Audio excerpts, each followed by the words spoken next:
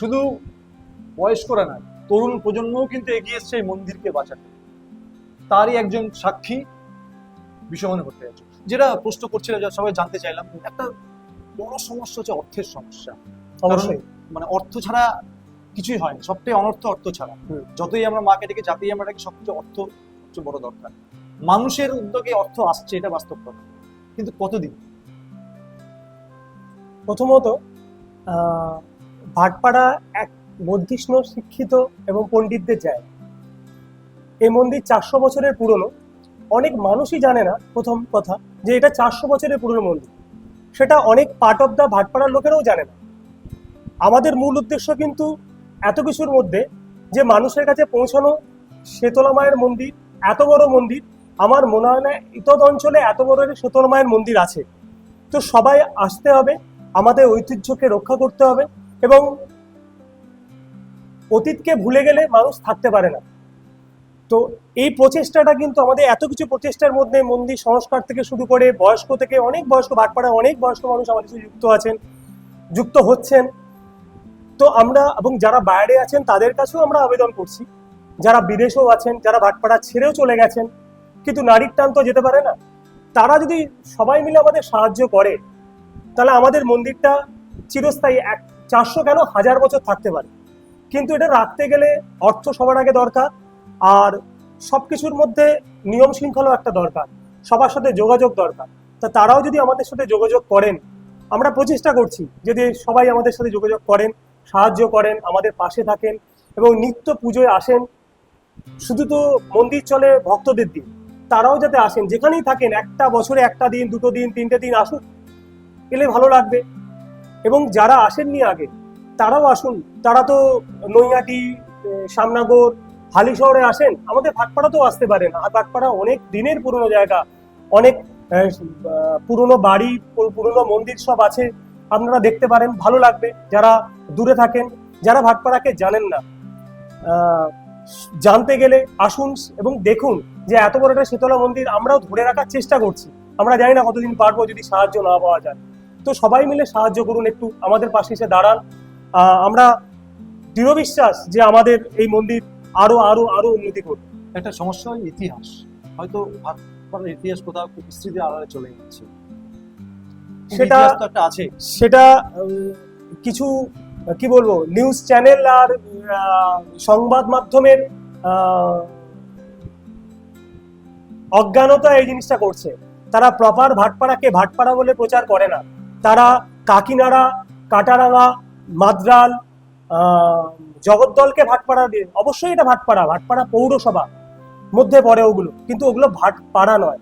ভাটপাড়া যেটা প্রকৃত জনবসতির মধ্যে পড়ে, সেই জায়গাটা কোথায় হারিয়ে যাচ্ছে কিছু সংবাদ মাধ্যম, নিউজ চ্যানেল এবং কাগজের দ্বারা। তো সেই জিনিসটাও আমি একদম দৃঢ়ভাবে ধিক্কার জানাই এই জিনিসটাকে, যে আমাদের এখানে স্মৃতিতীর্থ, ন্যায়তীর্থ, মানে তর্করত্ন, বিদ্যারত্ন, কত কিছু আছে, তাদের নিয়ে একবারে কোনো আলোচনা করে না। কোনো একটা নিউজ চ্যানেল, কোনো কাগজে আমি দেখি না সে নিয়ে একটা আর্টিকেল বেরোয়, তাদের নিয়ে বেরোনো উচিত। এত পুরনো মন্দির হয়েছে, একটা আর্টিকেল আছে?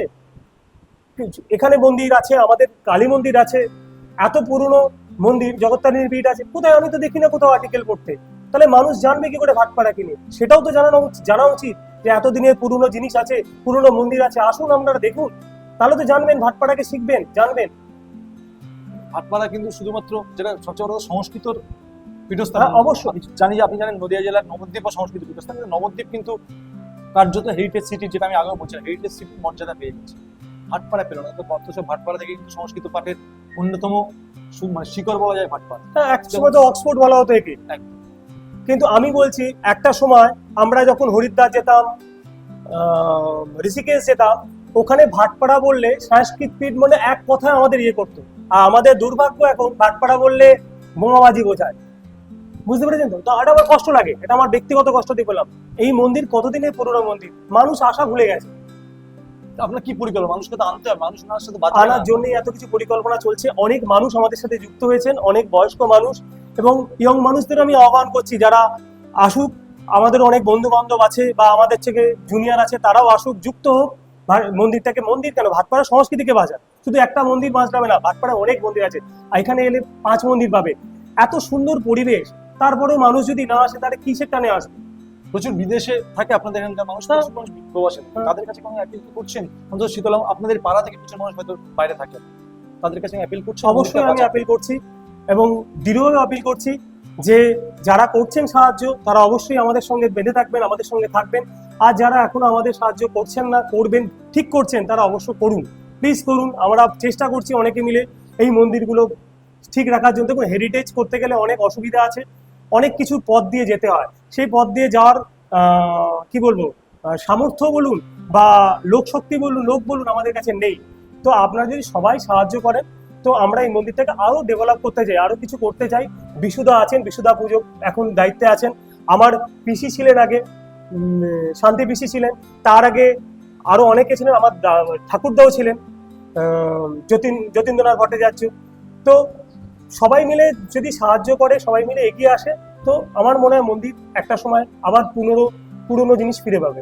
মানে শিকড়কে বাঁচিয়ে রাখতে গেলে আরো বেশি এগিয়ে আসা উচিত। অবশ্যই উচিত, অবশ্যই উচিত, সবার উচিত, একার 1-2 হলে হবে না, প্রত্যেক মানুষের উচিত। এবং পুজো দিতে আসা উচিত, মন্দিরের কাছে আসা উচিত। দেখুন, মানুষ যদি ভুলে যায় ঈশ্বরকে, নিজের ধর্মকে, তাহলে তো এর চেয়ে বেশি কিছু হতে পারে না। তাহলে স্বার্থকেন্দ্রিক হয়ে যাবে, একা বাড়িতে খাবো দাবো ঘুমাবো, আর তো হতে পারে না।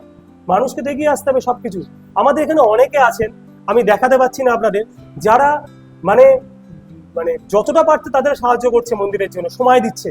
তো এর চেয়ে বেশি প্রাপ্তি আরো, সবাই এলে তো আরো বেশি মন ভালো থাকবে, সবাই আসা উচিত সবার ক্ষেত্রে। মানে একটা স্বপ্ন আপনাদের আছে যে আগামী দিনে এই শীতলা মন্দিরই ভাটপাড়ার ঐতিহ্যকে ধরে রাখবে। অবশ্যই, আমার জ্যাঠা কিছুক্ষণ আগে বলে গেছে, তার বয়স 92-93 বছর, সে এখনো ওইখান থেকে আসতে পারছে। তো এটাই তো, মানুষের ইচ্ছা থাকতে হবে।